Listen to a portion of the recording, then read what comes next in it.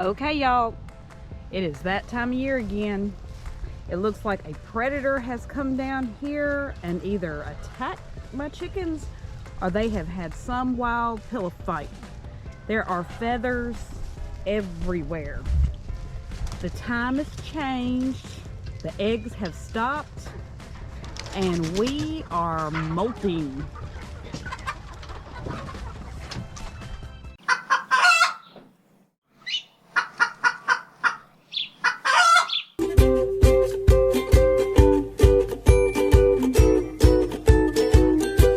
Hey y'all, today I'm going to tell you 5 tips to help you with your chickens when they're going through a molt. Molting is just a time where a mature chicken starts to lose their dull plumage or their old feathers in preparation for protecting them in the cold winter. Okay, they usually only molt between 8 to 12 weeks, and this can cause a decrease in eggs. Actually, mine are molting right now. It looks like an animal has attacked a chicken back here. They've lost so many feathers, and it looks like they've had just a huge pillow fight. There are feathers everywhere. Another thing, they have completely stopped producing eggs. I don't even get 1 egg right now. They usually won't start back until February. A chicken will usually not start molting until between the ages of 15 to 18 months. So if you got a new chick this year, like in the spring or the fall, they are not going to molt this year. Like I said, they got to be about 15 to 18 months when they start molting. Things usually trigger it like the time change. When the time changes, my chickens, it's like the next day they're molting. No more eggs after the time change. And cold or cooler weather, that can also trigger it. A broody hen can go through a molt right after they have set on eggs or set with their chickens, and this is just because it just takes stress on her body during this time and it triggers a molt. But this is different than a seasonal molt. This is just her body regaining her strength. I'm gonna put Rhonda down. She don't want to be in my lap anymore. But baby chicks, they go through a series of 3 mini molts, and I may do a vlog on that later, but that is totally different than a seasonal molt for an adult chicken. It usually starts in a pattern. It starts on their head first, then it travels to their body and thighs, like their breast. Always ends up on the feathers, the tail feathers. The tail feathers will look like there's just 1 or 2 sticking out. There's an old wives' tale that says that if a chicken molts early, that you're going to have a horrible winter. Mine, they lose their feathers every year. It's like the time changes, the clocks get set back, and the next day they're losing their feathers, and there are no more eggs after that day. There's a lot of factors that determine how long a chicken will molt, and that is age, nutrition, and environment. Generally, fast molters are going to be your best layers. If they get over a molt fast, those are your really good layers. Hens, they need about 14 to 16 hours a day of daylight. And this is why some people put lights in their coop just to make the light go a little bit longer. Me, I don't do that. I just let them molt on their regular seasonal molt. Like I said, I will not get an egg until February. But when they start back laying, they are good girls, and they provide me with a bunch of eggs. Again, this is just them preparing for winter, and it just requires quality feathers. And what they're doing, they're redirecting their energy into feather growth. Now, the first thing that you can do is pack on the protein. Feathers are made up of 80 to 85% protein, so you can change to like a 18% feed, or you can even give them game bird feed. That's about 20 to 22% protein. Something I do, in the morning when they start molting, I will take a can of cat food and pour it into their feed. That you can use dog food, but my girls love cat food. Even my dog Nikki likes cat food better than she does dog food.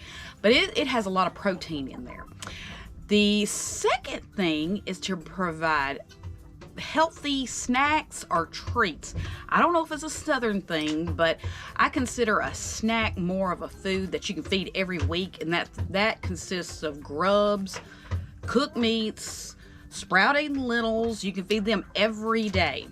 I usually used mealworms, but this year I found something that I really like, and they really like it. It is black fly larvae. And I'm going to do a little commercial because they were sweet enough to give me a discount code for y'all. So if you want to try it, I'm going to put it in the description. You can go on their site, put that code in, and they'll give you so much off. But it is wonderful, and they love it. With chickens, they'll eat anything that you throw down on the ground. But it makes their eggs stronger. It makes their feathers healthier looking, shiny. It's farm raised, and it has 75% more calcium than mealworms. Now, eggs are usually made up of calcium, and like I said, their feathers are made up of protein. If you're green, you'll like Grub Terra because they convert food waste into food for the black fly larvae. And for every 1 pound of grubs, that is 20 pounds of food waste out of landfills. So like I said, that's my little commercial for them because I like it and they like it too.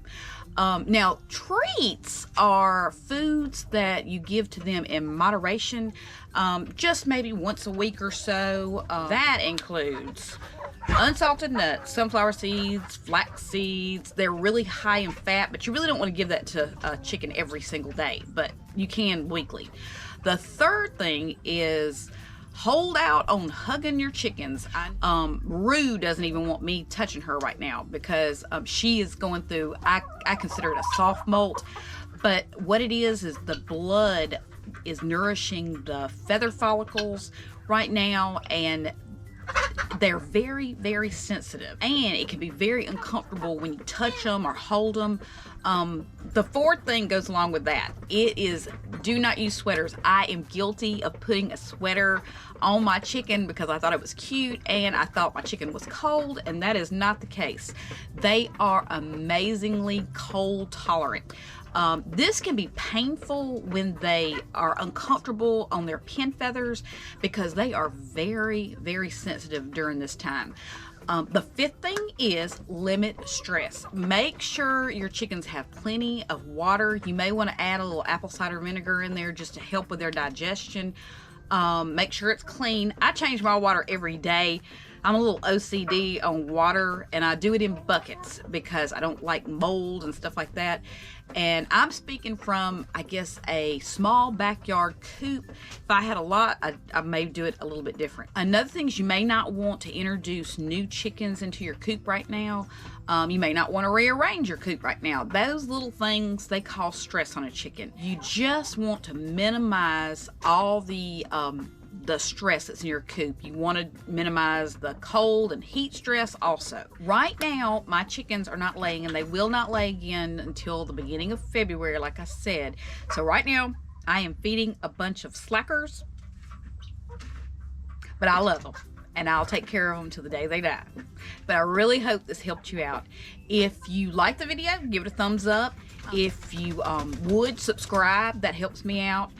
Also, leave a comment. Tell me about your chickens, or if you have a funny story about molting, please share. I love hearing your stories. I absolutely love it because here, people don't like talking about chickens like I do. So share your comments.